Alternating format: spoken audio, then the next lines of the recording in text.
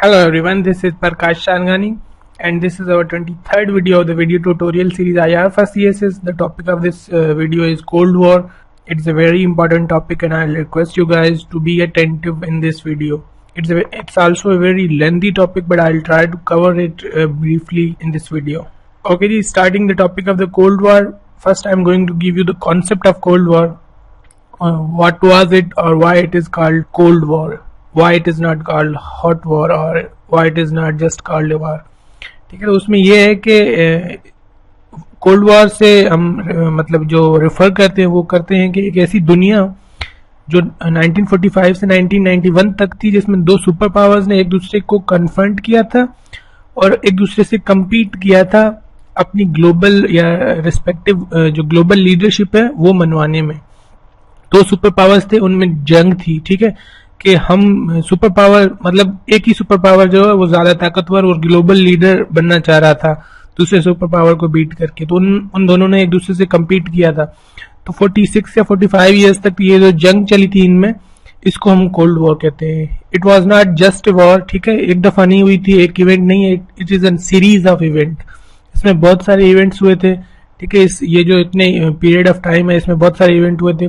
Cold war is a very important topic because ये half of the century जो 20th century है वो cover करता है. ये उस पे छाया रहता है, मतलब ग्लोबल लीडरशिप या ग्लोबल पॉलिटिक्स जो भी कुछ हुआ था इसके अराउंड रिवॉल्व करती थी. ठीक है, बहुत सारे कॉन्सेप्ट्स जो इंटरनेशनल रिलेशंस के हैं वो इसी कोल्ड वॉर की वजह से हैं. तो it is a very important topic. ठीक है, अब इसको कोल्ड क्यों कहते हैं या हॉट वॉर क्यों नहीं कहते हैं, जस्ट वॉर क्यों नहीं कहते हैं, ये इसलिए नहीं कहते हैं क्योंकि ये कंफ्यूजन सबसे पहले मैं दूर कर दूं कि कोल्ड वॉर या सर्द जंग का मतलब ये है कि इन जो यूएसए और यूएसएसआर थी, जो दो मतलब सुपर पावर्स थे उस वक्त, उनमें कोई डायरेक्ट जंग नहीं हुई थी या डायरेक्ट एक गोली भी नहीं चली थी उन दोनों मुल्कों में आपस में. ये जो जंग थी ये दूसरों के मतलब दूसरों की जमीन या दूसरों की टर्फ यूज की गई थी. थर्ड वर्ल्ड कंट्रीज को यूज किया गया था या जो दूसरे कंट्रीज थे, जो थर्ड कंट्रीज थे, जो ना तो यूएसए था ना तो यूएसएसआर था, उसके अलावा जो उनके एलाइज कंट्रीज थे उनको यूज किया गया था. इसमें मेथड्स ऐसे यूज किए गए थे जैसे डिप्लोमेसी है, डिप्लोमेसी करके जो है वो मतलब दूसरे मुल्क से जीता जाए. तो इस तरह की एक जंग थी जिसमें डायरेक्ट कन्फ्रंटेशन दो मुल्कों में नहीं हुई थी, बल्कि डिफरेंट मेथड्स थे जो कि हॉट वॉर या जो हमारी जनरल वॉर होती है जिसका टॉपिक हम ऑलरेडी डिस्कस कर चुके हैं. तो उसमें जो मेथड्स यूज होते हैं या वेज यूज होते हैं उस तरह से नहीं लड़ी गई थी, तो इसलिए इसको कोल्ड वॉर कहते हैं. अब कोल्ड वॉर थी क्या, ये ग्लोबल लीडरशिप तो कायम करने के लिए तो दो जो मतलब सुपर पावर्स थे उनमें जंग थी, लेकिन एक उन दोनों में डिफरेंसेस थे बहुत. एक लीडर जो वो कम्युनिस्ट लीडर था और वो अपना स्फीयर ऑफ इन्फ्लुएंस बढ़ाना चाह रहा था. वो चाह रहा था कि दुनिया में बहुत सारे मुल्क और भी कम्युनिस्ट बने ताकि मेरी जो मतलब मेरी ग्लोबल लीडरशिप है वो कायम हो सके और दुनिया में बहुत सारी कम्युनिस्ट स्टेट्स हो. दूसरा जो सुपर पावर था वो चाह रहा था कि डेमोक्रेटिक कंट्रीज जो वो ज्यादा बढ़े, और क्योंकि वो डेमोक्रेटिक पावर था तो वो अपना स्फीयर ऑफ इन्फ्लुएंस बढ़ाना चाह रहा था.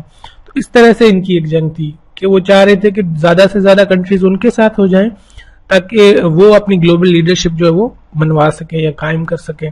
इस तरह की एक जंग थी. ठीक है, कैपिटलिज्म और कम्युनिज्म के बीच में जंग थी या सोशलिज्म और अथॉरिटेरियन या डेमोक्रेसी के बीच में एक जंग थी.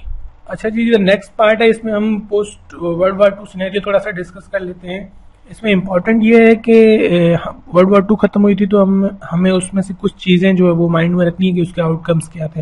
आउटकम्स तो वैसे बहुत है, जर्मनी वगैरह आ रही थी ऑल दैट, बट जो कोल्ड वॉर के हिसाब से इम्पोर्टेंट ये है कि दो सुपर पावर्स इमर्ज हुए थे, यूएसए या यूएसएसआर या उसको सोवियत यूनियन भी कहते हैं. ठीक है, उनमें फंडामेंटल इनकैपेबिलिटीज थी, इनकम्पेटेबल थे एक दूसरे से. कंपेटेबल क्यों थे, क्योंकि डिफरेंट आइडियोलॉजीज थी. एक कम्युनिज्म को फॉलो कर रहा था. अगर आपको कम्युनिज्म नहीं पता तो ये कार्ल मार्क्स की जो थ्योरी है कम्युनिज्म की, ठीक है, उन्होंने एक बुक लिखी थी कम्युनिस्ट मैनिफेस्टो, और उनकी एक और बुक है दास कैपिटल. उसमें पूरा एक हिस्ट्री है इसका. ये पूरा डेमोक्रेसी के ऑपोजिट एक सिस्टम है. अगर आपको वो नहीं पता तो काइंडली किसी सोर्स से पहले वो पढ़ें. आई होप कि अगर उस आईआर के सिलेबस में होगा तो मैं कवर करूंगा, वरना मैं नहीं कवर करूंगा. तो पहले आप उसको थोड़ा सा समझें, फिर आपको ये इजीली समझ आएगा कि कम्युनिज्म और कैपिटलिज्म या कम्युनिज्म और डेमोक्रेसी में जंग क्यों थी. ठीक है, तो वो आइडियोलॉजिकली एक दूसरे से इनकम्पेटेबल थे. इसलिए जो है वो एक तो ये सेकंड आउटकम था, एक तो दो सुपर पावर बने, दूसरे वो दोनों इनकम्पेटेबल थे। थर्ड ये था कि कॉलोनियल सिस्टम जो खत्म हो रहा था, जैसे कि हमने decolonisation of Asia and Africa के वीडियो में देखा था, जो कि प्रीवियस वीडियो था। चौथा ये आउटकम था कि जो भी जंग उनमें हुई थी या कन्फ्रंटेशन हुई थी, उन्होंने ये रियलाइज किया था कि सेकेंड वर्ल्ड वॉर में इतना नुकसान हो चुका था कि उन्होंने ये रियलाइज किया कि अब हम डायरेक्ट जंग नहीं कर सकते, क्योंकि ऑलरेडी इतना ज़्यादा नुकसान है, इतनी ज़्यादा डिस्ट्रक्शन एंड डेवास्टेशन हो चुकी थी। तो उन्होंने जो है वो एक कोल्ड वॉर या एक इनडायरेक्ट वॉर या इनडायरेक्ट कन्फ्रंटेशन जो है वो चूज़ किया एज ए ऑप्शन। ये पोस्ट वर्ल्ड वॉर 2 सिनेरियो था। आई होप कि आपको ये इंपॉर्टेंट चीज़ें माइंड में बैठ गई होंगी। इसी के बेसिस पे जो है वो हम अपना आगे कॉन्सेप्ट बनाएंगे। अच्छा जी, नेक्स्ट आते हैं कॉजेज ऑफ कोल्ड वॉर।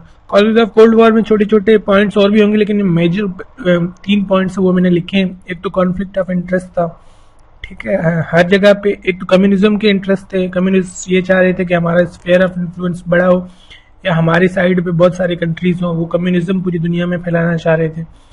तो दूसरी तरफ जो थे डेमोक्रेटिक गवर्नमेंट्स वाले या डेमोक्रेसी वाले, वो चाह रहे थे कि क्योंकि डेमोक्रेसी के अगेंस्ट है कम्युनिज्म, तो वो चाह रहे थे कि डेमोक्रेसी खत्म नहीं हो दुनिया से, तो वो कम्युनिज्म को स्टॉप करना चाहते थे और वो डेमोक्रेसी बढ़ाना चाह रहे थे। तो इन दोनों का कॉन्फ्लिक्ट ऑफ इंटरेस्ट था डायरेक्टली। आइडियोलॉजिकल इनकम्पेबिलिटीज थी, वो मैं डिस्कस कर चुका हूँ, ठीक है। कम्युनिज्म और सोशलिज्म या कम्युनिज्म और डेमोक्रेसी को आपको समझना पड़ेगा उसके लिए। तीसरा था मिस परसेप्शंस थी उन दोनों के बीच में। मतलब जो भी अपोजिट ब्लॉक या अपोजिट ग्रुप कोई भी काम या कोई भी एक्टिविटी करने जा रहा था, तो जो दूसरा ब्लॉक था वो ये समझता था कि हमारे अगेंस्ट मूव है। जैसे कि हम आगे डिस्कस करने जा रहे हैं कि ट्रूमन डॉक्ट्राइन या मार्शल प्लान क्या था। तो उसमें जो ट्रूमन डॉक्ट्राइन उन्होंने डिक्लेयर किया वेस्ट ने, तो जो कम्युनिस्ट ब्लॉक था या ग्रुप था, उसने समझा कि ये हमारे अगेंस्ट है। तो इस तरह से बहुत सारे इवेंट्स, कोरियन वॉर हुई, तो उसमें भी ये हुआ था कि एक जंग हुई थी कोरिया में, ठीक है, 1950 से लेकर 1953 तक। उसमें 2 कोरिया थे, साउथ कोरिया था और नॉर्थ कोरिया था, ठीक है। तो नॉर्थ कोरिया कम्युनिस्ट हो चुका था, उसमें रेवोल्यूशन आ गई थी, कम्युनिस्ट हो चुका था। वो चाह रहा था कि साउथ कोरिया भी कम्युनिस्ट हो जाए, तो उसने उस पर जंग कर दी उससे, ताकि वो उसको कैप्चर करके साउथ कोरिया को जो है वो कम्युनिस्ट स्टेट बना सके। तो जो यूएसएसआर था उसने नॉर्थ कोरिया की हेल्प की ताकि वो साउथ कोरिया को कम्युनिस्ट बना सके।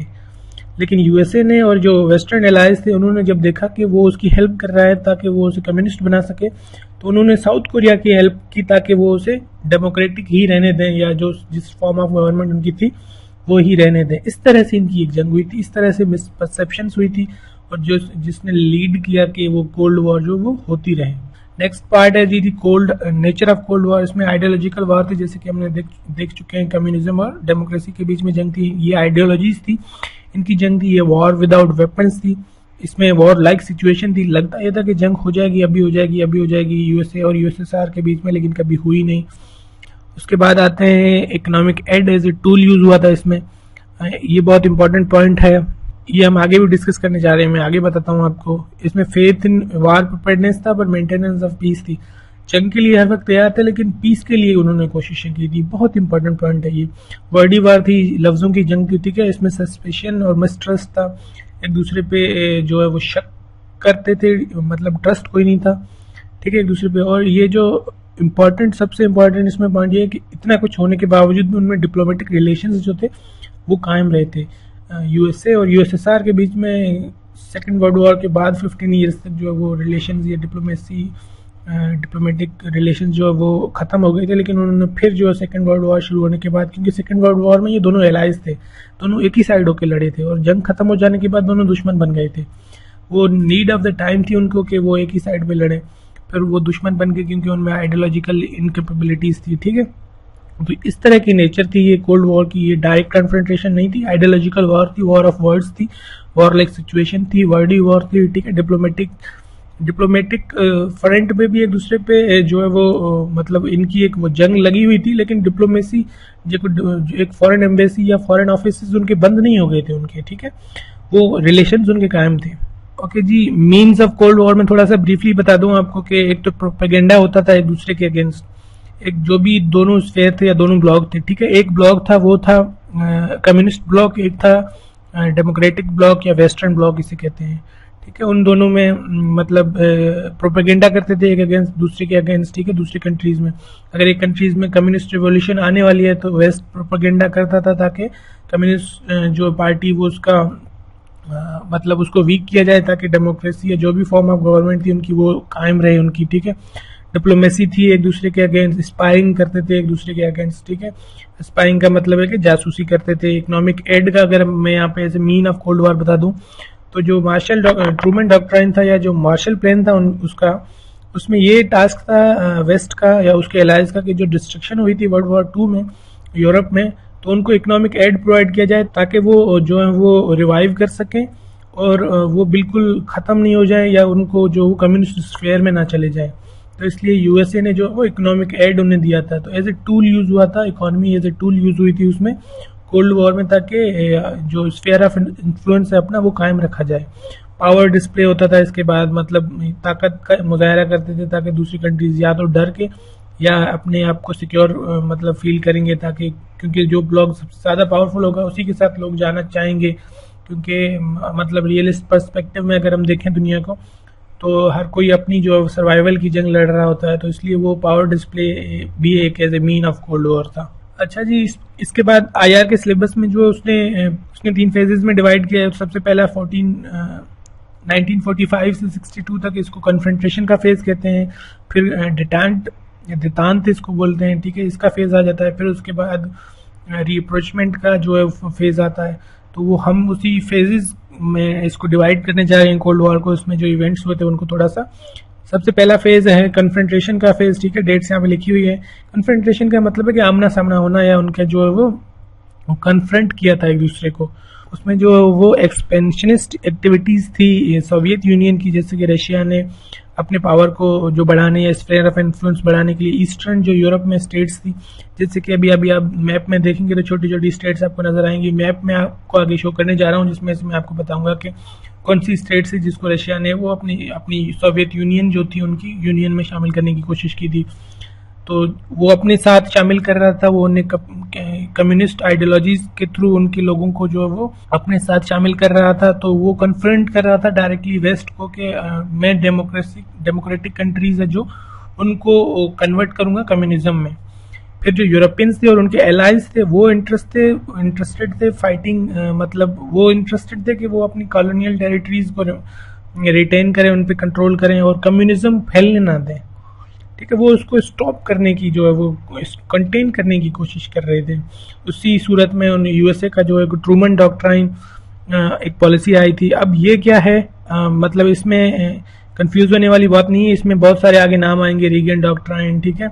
तो इस तरह से कार्टर डॉक्ट्राइन, जो भी यूएसए का प्रेसिडेंट था उसकी जो पॉलिसी होती है उसके नाम से उसको डॉक्ट्राइन कहते हैं, ठीक है। ट्रूमन उनके जो है वो प्रेसिडेंट का नाम था और उसकी जो पॉलिसी थी उसको हम क्या बोलते हैं, डॉक्ट्राइन, ठीक है। इसी तरह से कार्टर डॉक्ट्राइन अगर आएगा तो कार्टर उनका प्रेसिडेंट था और डॉक्ट्राइन उसकी पॉलिसी थी, जैसे ओबामा डॉक्ट्राइन कहते हैं, ठीक है, ओबामा की पॉलिसी जो drone attacks and all that जो भी इसकी है।